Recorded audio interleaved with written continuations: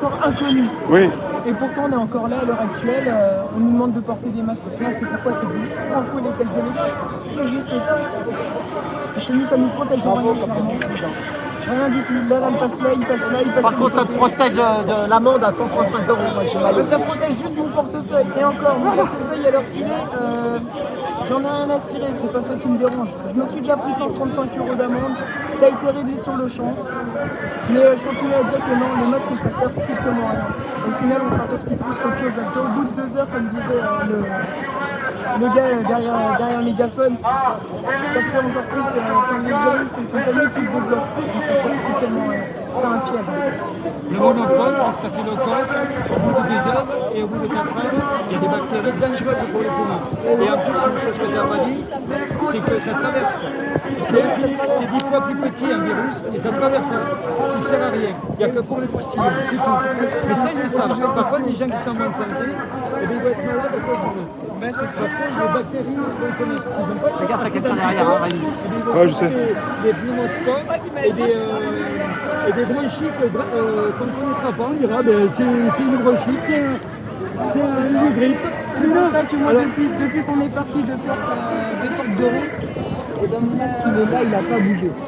Je l'ai, je suis porteur du masque. Il était juste là sur le nez, j'ai fait. J'aimerais te dire un truc, il y a un professeur qui a dit, un professeur, j'ai enverré à Rémi d'ailleurs, parce que je me rappelle plus son nom, qui a dit, un grand professeur qui a 75 ans, 77, même plus, qui a dit ça serait une imbécilité de faire le vaccin contre la grippe parce que le coronavirus qui n'est pas systématiquement dangereux pour les gens pas fragiles, pour les gens fragiles, oui, mais si on le mélangeait les deux, ça pourrait être mortel.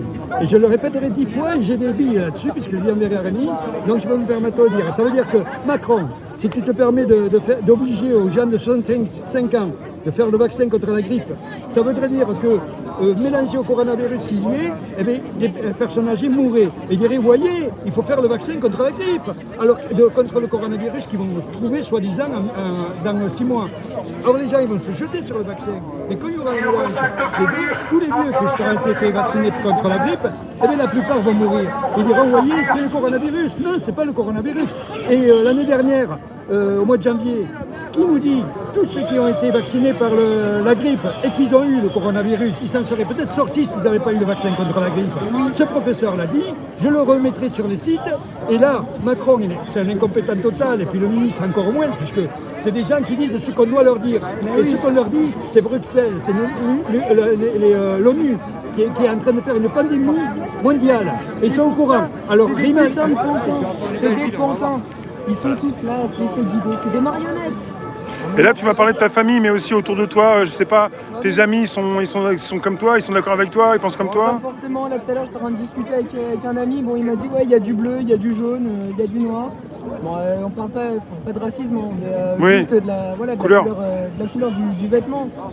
Mais voilà, mais après, clairement, ils ne s'opposent pas à ça, ils ne comprennent pas forcément mon idéologie par rapport à ça, mais c'est pas pour autant qu'ils vont me dire ouais non, n'y va pas, ils comprennent, ils me laissent y aller, il n'y a pas de souci avec ça, mais de toute façon, je leur demande pas leur avis, je suis là. Ouais, merci Dylan. Et une chose que je pourrais dire à Dylan, c'est que c'est bien de penser par toi-même. Tu peux prendre ce qu'il y a de bon dans tes anciens, c'est-à-dire des grands-pères, grands-mères qui ont vécu des époques difficiles, comme les miennes d'ailleurs, mais moi ils m'ont rien après, ils sont morts de bonheur. Ils sont morts en 18, peu importe. Mon père a fait la guerre à 40. Mais je veux dire, prends ce qu'il y a de bon et tu ressens chez les personnes âgées qui sont sincères, qui disent les choses pour que ça avance pour toi. Parce que les vieux d'aujourd'hui, c'est pas les vieux de hier, et les jeunes d'aujourd'hui, c'est pas les jeunes de hier. Et toi, tu es un jeune de hier.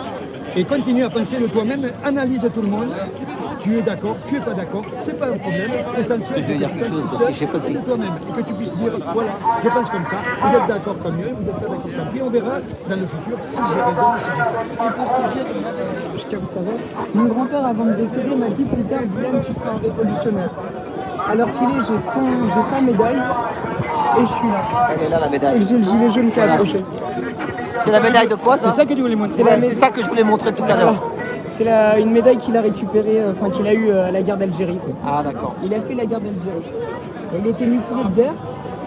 mais il me l'a quand même laissé. Il m'a dit plus tard tu seras un révolutionnaire. Du coup, médaille pour le gilet et le grand gilet. Ouais, parce que tu sais pourquoi? Parce que ton grand-père, il était en Algérie, il a dû voir des injustices, il a eu des ordres, il a fait des ordres, il était jeune, qu'il n'avait pas envie de faire. Mon père aussi, il a fait la guerre d'Algérie.